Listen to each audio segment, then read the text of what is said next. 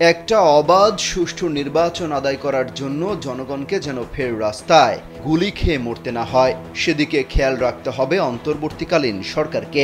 এই অনুরোধ জানিয়েছেন বিএনপির স্থায়ী কমিটির সদস্য গয়েশ্বর চন্দ্র রায়। সরকারের উদ্দেশ্যে তিনি বলেন, আপনারা সময় মতো নির্বাচনটা দেন, তাতে আপনারা ফুলের পাপড়িতে ঢাকা পড়বেন। আপনাদের গলায় যত মালা পরাবো তত মালার ওজন আপনারা সইতে পারবেন না। রোববার দুপুরে জাতীয় প্রেস ক্লাবে বাংলাদেশ জাতীয়তাবাদী তৃণমূল দলের 18তম প্রতিষ্ঠাবার্ষিকীর আলোচনা সভায় গয়েশ্বর রায় এই কথা বলেন। কাম অন ব্রো, এসব অনেক কিছু আসবে আর যাবে, এক্সপার্ট কিন্তু থেকেই যাবে। সরকারের উদ্দেশ্যে বিএনপির স্থায়ী কমিটির এই সদস্য আরো বলেন, আপনাদের আমরা সম্মানের সঙ্গে এনেছি, সম্মানের সঙ্গে বিদায় করতে চাই।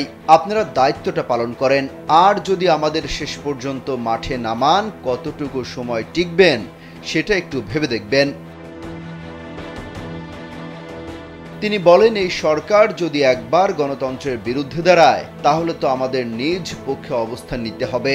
এমন একটা দিন আসুক চাই না, যা হওয়ার হয়েছে, এখন একটা নির্বাচন হোক। আমাদের প্রত্যাশা, আমাদের ধৈর্যের বাঁধ ভাঙার আগে অন্তর্বর্তী সরকার যথাযথভাবে নির্বাচনের উদ্যোগ গ্রহণ করবে।